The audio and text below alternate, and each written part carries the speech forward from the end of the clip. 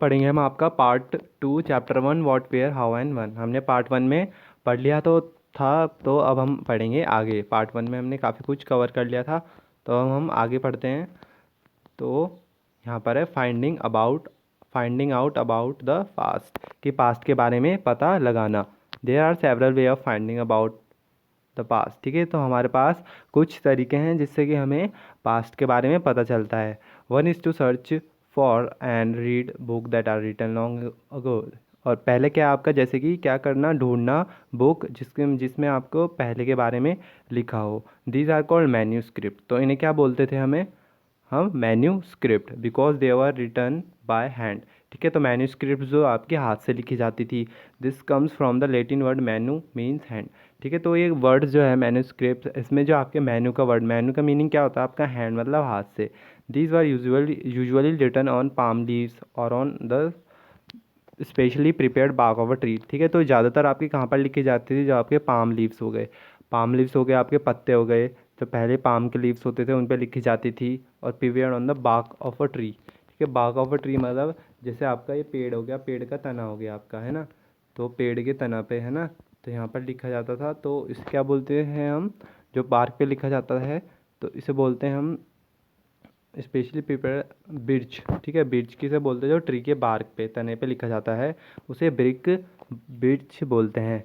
Which grows in the Himalayas, और वो कहाँ पर ग्रो होते थे, हिमालयाज में। Over the years many manuscripts were eaten away by insects. पर जो क्या होता था, जो आपकी ये मैन्यूस्क्रिप्ट्स होती थी, ये साल जैसे ही साल बीतते जाते थे तो ये खराब हो जाया करती थी।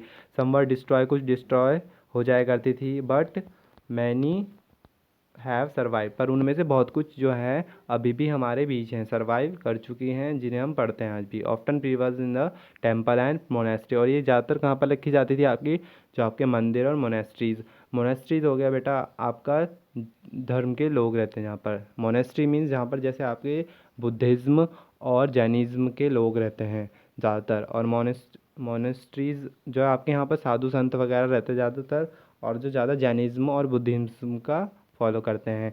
These books dealt with all kind of subject. ठीक है, तो ये बुक आपके सब जो हो गई सब्जेक्ट उनमें डील करती है, जैसे कि आपके religious belief and practices.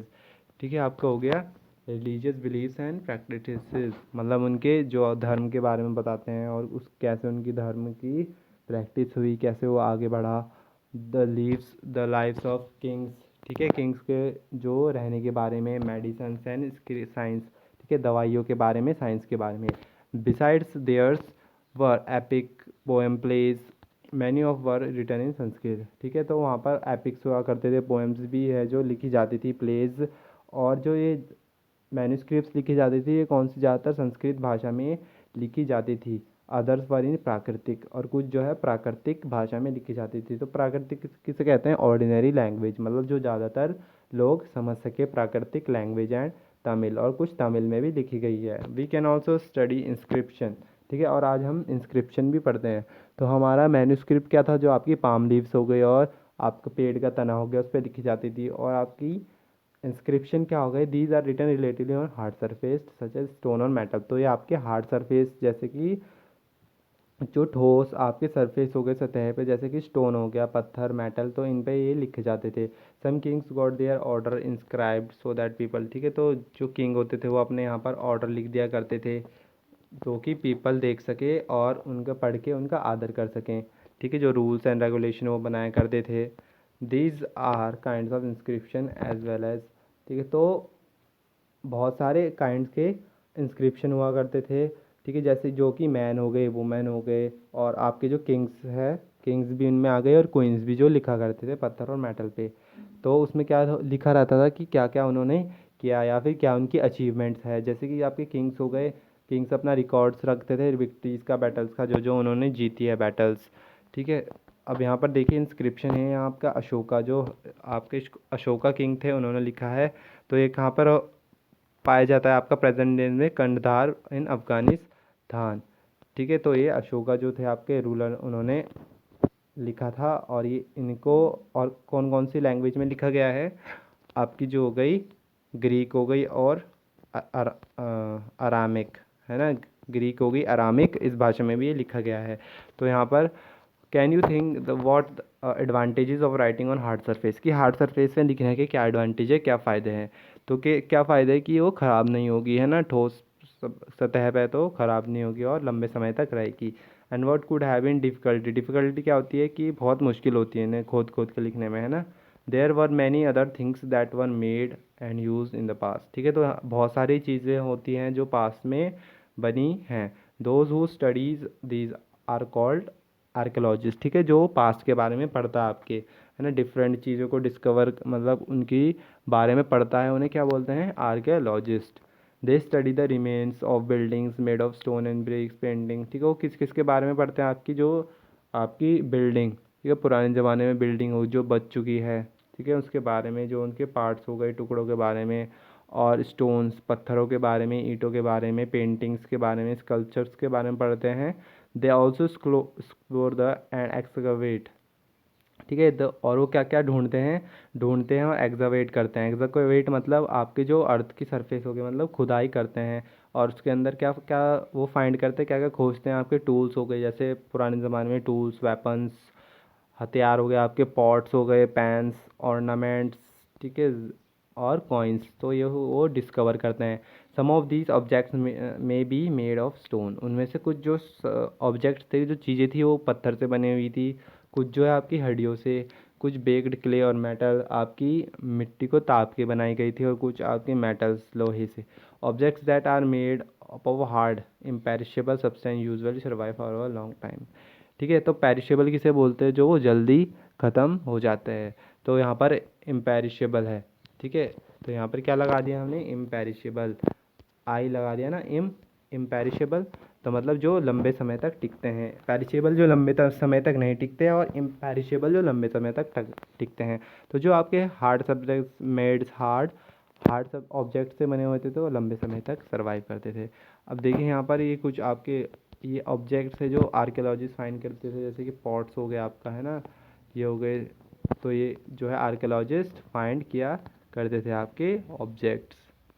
Archaeologists also took look for bones of animals, birds and fish to find out what people ate in the past, ठीक है, जो आपके आर्कियोलॉजिस्ट होते थे वो बोन्स की तलाश में भी रहते थे, जैसे कि आपके एनिमल्स की बोन्स हो गई, बर्ड्स हो गई, फिश, तो उनसे उन्हें ये पता चलता है कि पहले जो लोग होते थे वो क्या खाते थे। Plant remain survive far more rarely if seeds of grain or pieces of woods have been burnt, ठीक है, तो वो जो आपके प्लांट्स हो गई, उनके सीड्स ग्रेन के बारे में, तो मतलब पहले क्या क्या सीड्स ग्रेन खाते थे लोग, है ना, उसके बारे में भी पता लगाते थे। पर जो प्लांट्स है वो सरवाइव अगर उसकी लकड़ी नहीं जली होगी, है ना, या वो क्रॉप नहीं जली होगी, तो जब ही पता लगता था, वरना कि जो जो आपकी प्लांट्स है वो भी ज़्यादा समय तक नहीं टिकते हैं। Grain species of wood have been burn, they survive in the charred form. Do you think cloth is found frequently by archaeologist, तो आपको क्या लगता है कि जो आर्कोलॉजिस्ट होते हैं, जो पढ़ते हैं हिस्ट्री के बारे में, तो उन्हें क्या जो कपड़ों के बारे में उन्हें पता चल पाता होगा? तो इसका जवाब है नहीं, क्योंकि जो कपड़े हैं क्या होते हैं, आपको पता है कि ज़्यादा समय तक वो क्या हो जाते हैं, मिट्टी में आपके मिट्टी में उनका पता नहीं चलता है, ठीक है, डिकम्पोज हो जाते हैं। या फिर historians, that is scholars who study the past, often use the word source to refer the information found from manuscript, ठीक है, जो हिस्टोरियंस हो गए या फिर स्कॉलर्स हो गए जो कि पास्ट के बारे में पढ़ते हैं, वो वर्ड कैसा सोर्स, एक वर्ड यूज़ करते हैं सोर्स मैन्यूस्क्रिप्ट में, जो जो उनको मैन्यूस्क्रिप्ट से मिलता है, ठीक है, इंस्क्रिप्शन एंड आर्कियोलॉजी, और इंस्क्रिप्शन हो गया आपका आर्कियोलॉजी से मिलता है आपके। तो मैन्यूस्क्रिप्ट क्या हो गया आपका, जो कि आपकी पाम लीव्स हो गई, तने में आपका लिखा होता है। इंस्क्रिप्शन हो गया आपके जो आपके हार्ड सरफेस हो गए, आपके रॉक्स मेटल्स, इन पे लिखा जाता है। आर्कियोलॉजी जो खुदाई करके निकालते हैं। One source are found learning about the past becomes an adventure as well as reconstruct it by bit, ठीक है, तो इन्हीं से क्या करते हैं जो आपके हिस्टोरियंस हो गए, आर्कियोलॉजिस्ट हो गए, तो इन्हें बहुत ही एडवेंचरस तरीके से वो क्या करते हैं, फाउंड करते हैं, और इन चीज़ों से ही आपके पता लगाते हैं, और आपको पूरा जो है आपकी कहानी जो है, जो आपके क्या क्या हुआ था पास्ट में, उसका पता बताते हैं आपको। वन पास्ट और मैनी, और एक पास्ट है हमारी, या फिर बहुत सारे, ठीक है। Did you notice the title, ठीक है, तो आपने नोटिस किया होगा जो हमारी बुक का टाइटल है वो पास्ट नहीं है बल्कि पास्ट है। पास्ट नहीं है, क्या है आपका? पास्ट, क्योंकि इसमें क्या किया गया आपको अलग अलग जो लोगों के पास्ट के बारे में बताया गया है, डिफरेंट डिफरेंट पीपल के बारे में आपको पास्ट में बताया गया है। जैसे कि आपकी the leaves of herders and farmers were different from the king and queen's. ठीक है, जो जो आपकी ज़िंदगी हो गई, जो कैसे वो हर्डर्स और फार्मर्स रहा करते थे, वो किससे डिफरेंट है आपकी किंग्स एंड क्वींस, कैसे कि किंग्स एंड क्वीन रहा करते थे। ठीक है, वो कैसे वहाँ उनका किंगडम के बारे में। और जो आपकी व्यापारी हो गए, lives of merchant were different from those of craft person. ठीक है, व्यापारी की लाइफ किससे थी, जो आपके क्राफ्ट पर्सन हो गए, ठीक है, उनसे अलग थी। तो उसने हमें अलग अलग लोगों के बारे में अलग अलग तरीके से पास्ट में बताया गया है। Also as is true even today, people follow different practice custom in different part. ठीक है, तो चूँकि जो लोग होते थे वो अलग अलग जगह में अलग अलग तरीके से और अलग अलग कस्टम से रहते थे, अलग अलग पार्ट में कंट्री के। For example today most lives in Andaman island get their own food by fishing. जैसे कि यहाँ पर एग्जाम्पल से समझे तो यहाँ पर बताया कि आज जो मोस्ट ऑफ द पीपल लोग हैं वो कहाँ पर रहते हैं, अंडमान आइलैंड हो गया आपका, और वहाँ से वो अपनी फूड फाइंड करते हैं, कैसे, हंटिंग से, फिशिंग से, और जो आपके फॉरेस्ट से कलेक्ट करते हैं, जो फॉरेस्ट प्रोड्यूस करता है। Bye contrast most people living in cities. ठीक है, और कुछ लोग सिटीज़ में रहते हैं तो वो अपना फूड फाइंड आउट करते हैं सप्लाईज से, फूड से, है ना। Difference such as these exist in past as well.